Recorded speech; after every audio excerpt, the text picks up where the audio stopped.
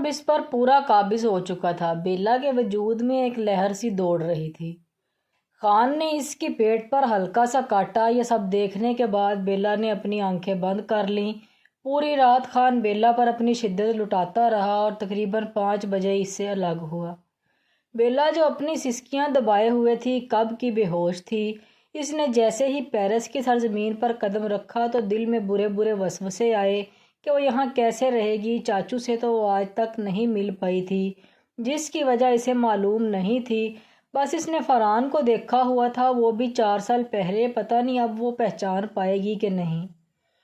اگر اس نے اس رش میں فرحان کو پہچان بھی لیا تو کیا چاچو اسے اپنے گھر میں رہنے دیں گے؟ ابھی پری اسی کشمکش میں تھی کہ اس کی موبائل کی بیل بجی۔ اسکرین پر بابا کا نمبر دیکھ کر فوراً کال اٹھائی۔ شہاب صاحب نے اسے بتایا کہ فرحان اسے پک کرنے کے لیے چل پڑا ہے، بس راستے میں ہوگا اور 1 گھنٹے تک ایئرپورٹ پہنچ جائے گا۔ کبیر نے جولی کے لیے ایک پیارا سا بریسلٹ لیا اور اب اس کا ارادہ حیدر کی بہن کو ایئرپورٹ سے پک کرنا تھا۔ وہ آج سے پہلے زیادہ وجیہ لگ رہا تھا کیونکہ اسے جولی کی طرف جو جانا تھا۔ حیدر کی بہن کبیر کے ساتھ بہت زیادہ اٹیچڈ تھی کیونکہ حیدر اپنا زیادہ وقت اپنی وائف کو دینے لگ گیا تھا اور شادی کے بعد وہ اس ذمہ داری سے دور بھاگنے لگ گیا تھا، جس کی وجہ سے کبیر نے پارسا کو بہن کی طرح پالا تھا۔ تھوڑی دیر بعد وہ ایئرپورٹ پہنچ گیا اور ویٹنگ روم میں چلا گیا۔ تھوڑی دیر بعد وہ اسے دکھائی دی، ریڈ ٹاپ، بلیک جینز، گلے میں مفلر۔ تھوڑا سا پاس جا کر دیکھا تو اور شاک ہوا جب اس کی آنکھوں کا رنگ دیکھا۔ کبیر کی سمجھ میں نہ آیا کہ اتنے سے عرصے میں اس کی آنکھیں بلیک کیسے ہو گئیں۔ پری نے جب اسے دیکھا تو اس کا بھی کچھ ایسا ہی ری ایکشن تھا۔ کہاں وہ سانولے رنگ کا فرحان ہوا کرتا تھا کسی زمانے میں، اور کہاں رنگ ہی نکال لیا اور قد بھی بڑھا لیا اس نے تو۔ پھر آگے بڑھ کر اس کی طرف آئی۔ کبیر بھی اپنی سوچ کو جھٹلا کر اس کی طرف آیا اور پھر اچانک سے اس کو پکڑ کر کس کر اپنے سینے سے لگایا۔ دوسری طرف پری، جس کی سانس اوپر نیچے ہونے لگی تھی بلکہ اب اسے سانس لینا بھی مشکل لگ رہا تھا۔ کچھ دیر بعد کبیر نے اسے دور کیا۔ میری جان، تو اتنی بڑی ہو گئی ہے، میں تو پہچان بھی نہ سکا۔ کبیر نے اپنی بات کا آغاز کیا اور اس کے ہاتھ سے بیگز لے کر گاڑی میں رکھے۔ اب وہ دونوں گاڑی میں بیٹھ چکے تھے۔ کبیر پارسا کو پیار سے پری کہتا تھا، اس لیے وہ بات بات پر اسے پری کہہ کر پکارتا تھا۔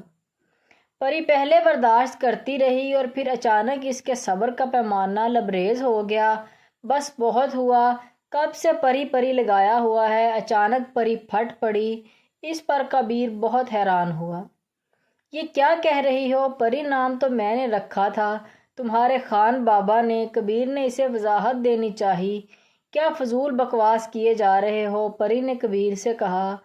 لیکن پارسا، کبیر ابھی بولنے ہی والا تھا کہ پری پارسا کا نام سن کر بلبلا اٹھی۔ پریشے، پریشے نام ہے میرا، آئی سمجھ، پریشے ابابیل، سن لو کان کھول کر۔ کبیر نے فوراً گاڑی کو بریک لگائی۔ کیا تم پریشے ابابیل؟ پریشے اگر اتنا ہی مشکل نام ہے تو تم مجھے بیلا بھی کہہ سکتے ہو۔ ہاں، پر پری کہنے کی جرات مت کرنا، یہ صرف مجھے میرے بابا کہہ سکتے ہیں۔ کبیر کو اس کی بات سے کوفت ہونے لگی تھی۔ وہ اب فون پر کسی سے بات کر رہا تھا، جس کے بعد اس نے سکھ کا سانس لیا۔ ویسے بیلا بھی اچھا نام ہے۔ کبیر نے اس کے چہرے کو بغور دیکھ کر اسمائل پاس کی۔ اگر تمہارا ہو گیا ہو تو ہم گھر چلیں۔ بیلا کو اب اس پر غصہ آ رہا تھا۔ گھر؟ کبیر نے آبرو اچکا کر اسے کہا۔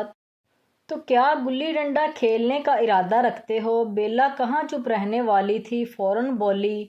اس پر کبیر نے غصے سے اس کی طرف دیکھا۔ میڈم، لمٹس میں رہیں، کہیں لینے کے دینے نہ پڑ جائیں۔ یہ پیرس ہے، نہ کہ تمہارا پاکستان۔ آئی بات سمجھ میں؟ کبیر نے ایک نگاہ اس کے سراپے پر ڈالی اور گاڑی روک دی۔ کبیر اپنے ساتھ پارسا کو نہیں بلکہ اس نے پریشے ابابیل کو پارسا کی جگہ ایئرپورٹ سے پک کیا ہے۔ یہ بات اسے معلوم تھی، لیکن بیلا کو معلوم نہیں تھا کہ جس کو فرحان سمجھ کے وہ گاڑی میں بیٹھی وہ اس کا مگیتر فرحان نہیں بلکہ کبیر خان زادہ ہے۔ گاڑی کو بریک لگی تو بیلا نے سکون کا سانس لیا اور گاڑی سے نکلنے لگی۔ لیکن کبیر نے اس کا ہاتھ اپنے ہاتھ میں پکڑ لیا۔ بیلا نے اس کی یہ حرکت دیکھی تو پھٹ پڑی۔ بدتمیز انسان، گھر جانے دو مجھے، پھر دیکھا کیسے چاچو کو تمہارے کرتوت کا بتاؤں گی۔ وہ اس کی پکڑ سے اپنا ہاتھ جیسے ہی نیچے بیٹھ کر جھانکا تو بیلا کو اپنے منہ کے آگے ہاتھ رکھا دیکھ کر حیران ہو گیا۔ اس نے فوراً اسے کھینچ کر باہر نکالا۔ اس سے پہلے کہ بیلا چیخ مارتی، کبیر نے اس کے منہ کے آگے فوراً اپنا مضبوط ہاتھ رکھ دیا اور اسے گھسیٹتے ہوئے باہر لے گیا۔ وہاں جا کر اسے فوراً دیوار کے ساتھ لگایا۔ جب بیلا نے اسے اتنے پاس دیکھا اور وہ بھی بغیر شرٹ کے تو اس نے اپنی آنکھیں زور سے بند کر لیں۔ اپنا موبائل دو، کبیر نے آہستہ مگر غصے سے اسے آنکھیں نکالتے ہوئے کہا۔ میرے پاس نہیں ہے، دور ہٹو مجھ سے، بیلا نے ہچکچاتے ہوئے اس سے کہا۔ اس کی بات سن کر کبیر اور نزدیک ہوا اور اپنا چہرہ اس کے چہرے کے پاس کیا۔ دیکھو، آرام سے مجھے فون دے دو، نہیں تو پنشمنٹ تو تمہیں ملنی ہی ہے۔ یہ نہ ہو کہ اس کو میں اور سخت بنا دوں۔ کبیر نے اس کی آنکھوں میں دیکھتے ہوئے اس سے کہا نہ میرے پاس نہیں ہے۔ ابھی وہ اتنا ہی کہتی ہے کہ اسے محسوس ہوتا ہے کہ کبیر اپنا ہاتھ اس کی شرٹ کے اندر ڈال رہا ہے۔ جیسے ہی کبیر اپنا ہاتھ اس کے جسم کو لگاتا ہے، بیلا کے منہ سے آہ نکلتی ہے۔ فاران، بیلا بھی اتنا ہی کہتی ہے کہ کبیر اپنے ہاتھ کی گرفت اس کے جسم پر مضبوط کر لیتا ہے اور اس کے پیٹ پر ہلکی سی چٹکی کاٹتا ہے۔ کبیر نام ہے میرا، کبیر خان زادہ، سنا تم نے؟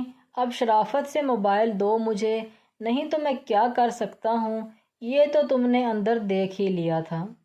ویڈیو کو لائک اور چینل کو سبسکرائب کرنا مت بھولیں۔